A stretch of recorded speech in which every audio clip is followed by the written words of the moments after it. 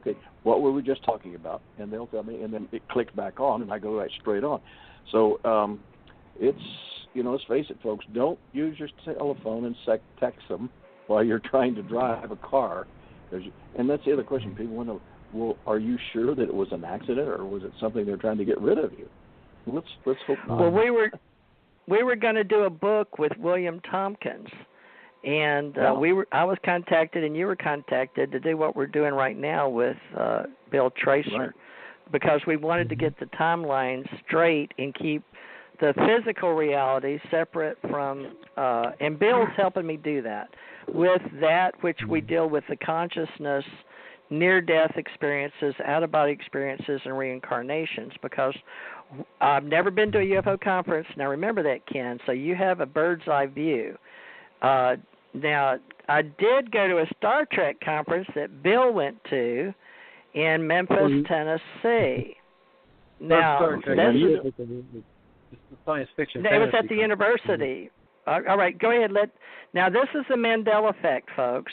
Now, Ken, I want you to think about the UFO conferences in the years to see how your brain works. And I understand you've had a car accident. And I have the email you sent me on it today where you told me you were going to be able to have to take a hiatus with me, and that's okay. But you apologized. But you had a car accident, and Bill Tompkins he crossed over to the other side, okay? So now, Bill, tell him about where we went, Star Trek at University, and then that was a conference. But I want people to get what I'm doing here. There are those that people think are real that are fiction, and then there's conferences that think they're real, but they're fiction. And you hadn't seen the kind of conference we're going to have, we're putting together. So go ahead. Go back to the one that you and I started, and then Mid-South Con, when you did Mid-South Con, if you will. Yeah, Mid-South Con is a science fiction fantasy convention, but they also have tracks about the paranormal in both realms of what we would call the more metaphysical or spiritual kind of paranormal stuff, like ghosts and things of that nature, and then also the paranormal aspect of UFOs and alien encounters, that sort of stuff. So they have tracks specifically about those things, but the primary thrust of Mid-Southcon is as a science fiction, fantasy, and horror convention for people who are fans of all that, and it's a very nice experience. I enjoy going to the convention a great deal. But it wasn't just specifically Star Trek. Star Trek is dealt with there, as well as Star Wars, all the other Star stuff, and other science fiction too. So it's and of course they also have the cosplay, people dressed in costumes. That's always a fun part of it. But like I say, ever since I believe it was either in it might have been in 2012. I'm not sure exactly what year it was, but when they had Stanton Friedman as the science guest at Mid-South-Con, and ever since then they've been doing the paranormal tracks, dealing with those subjects. And I've been heavily involved in their panels on the subject of the UFOs and of the strange and unexplainable things.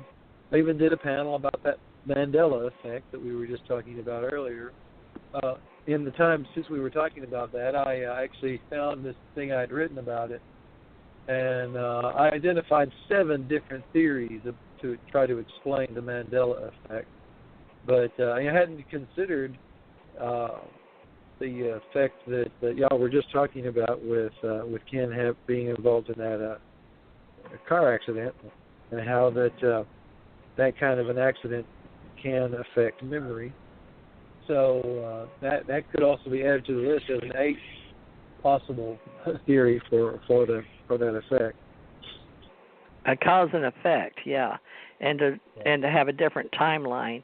And in conscious, we're having conscious conferences too, And I did help promote one for 6 years, from 2012 to 2018, and it finally came to fruition.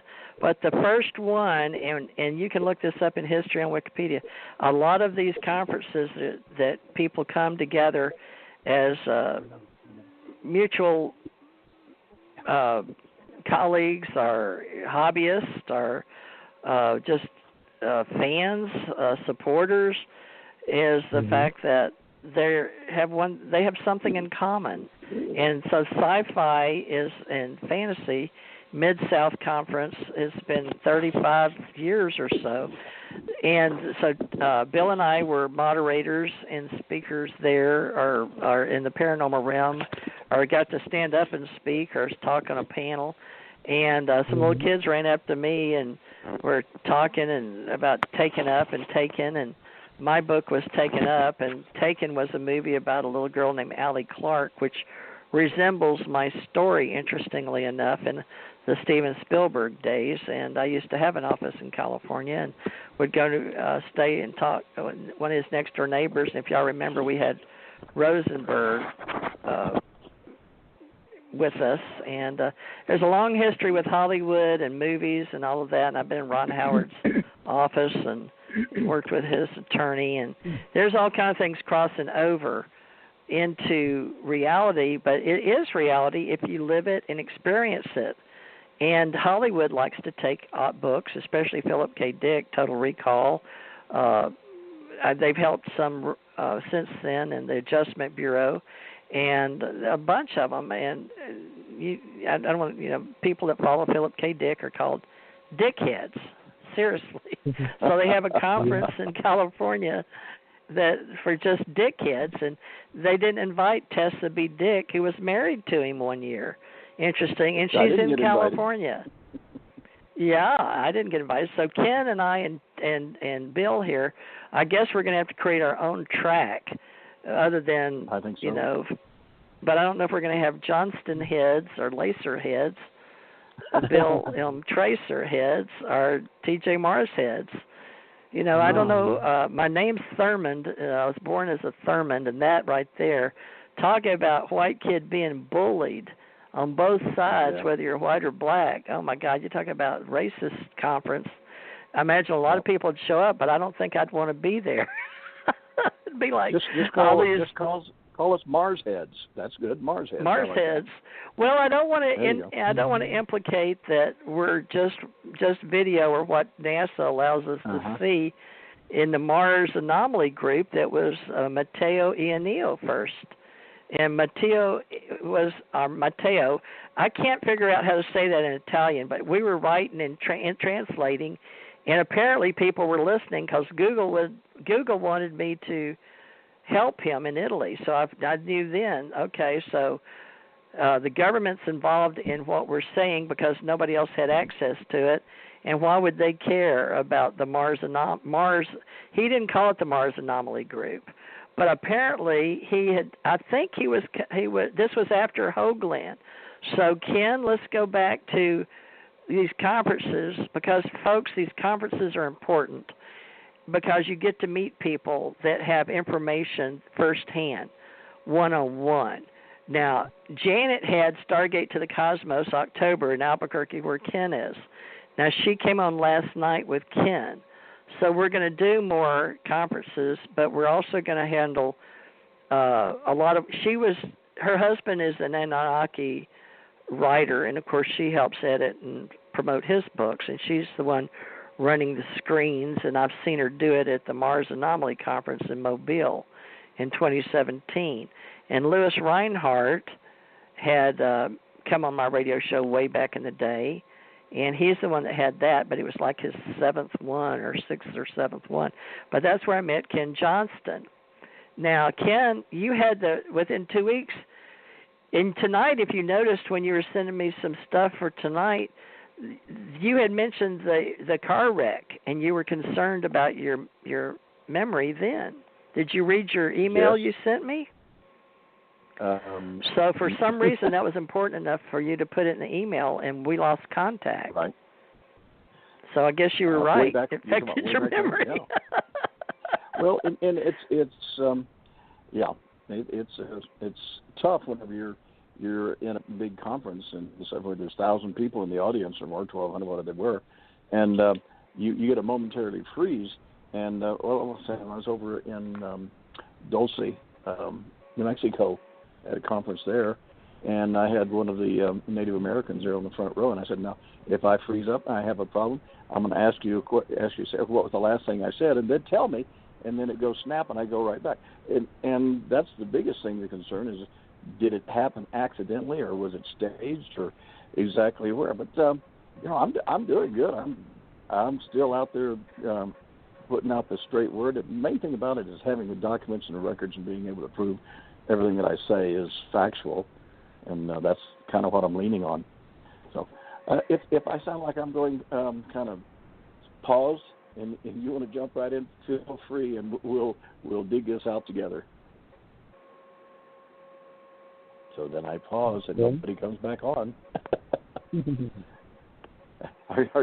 Are you there, Bill? I'm here. We're here. We're both here. Yeah, now, Ken, you guys playing about games on me is what you're doing. Making me think I'm talking to myself again. Go ahead. About traveling with extraterrestrials, Ken Johnston and Bill M. Tracer, folks. We're all authors. We have that in common. And real quickly, I would just like to invite you to check us out on Amazon. I've got my name up there, Theresa J. Morris, if you will, or T.J. Morris or T.J. Thurman Morris. And those are old history that, so I could come out in 2007, but I probably shouldn't have because I was telling the truth, and it apparently it started almost World War III. I came out talking about NASA. Yeah, right. But it didn't. But it caused a lot, and the Vatican came out, and NASA came out, and Chris Kraft, and then the new president of whoever it was in NASA got in touch with me and wanted to be my friend, and it was amazing. I was all of a sudden, but then I had to step back from 2007. So any historian, Richard, look and see how the UFO industry changed in 2007 and give me a call, because Richard came on here since, but Richard and I both were feeding off of each other like a feeding frenzy, and we couldn't get enough. It was amazing. It was like I did it once or twice. So Richard Dolan, folks, and all his wonderful books. He's an author, historian, and I would say he's a researcher. I don't think he calls himself a ufologist. But we all go back. We have a good history, and we're all got books. But, Ken, do you have your printout right there that you could real quickly mention your books for me? Because we're trying to get our information out. Do you have the printout? No, I don't have a printout, but I've got the books in front of me, and I've got a few notes on them.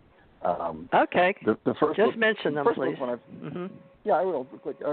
When I was finally given the opportunity to come out and put it all in documents, and the book that is called Ken's Moon.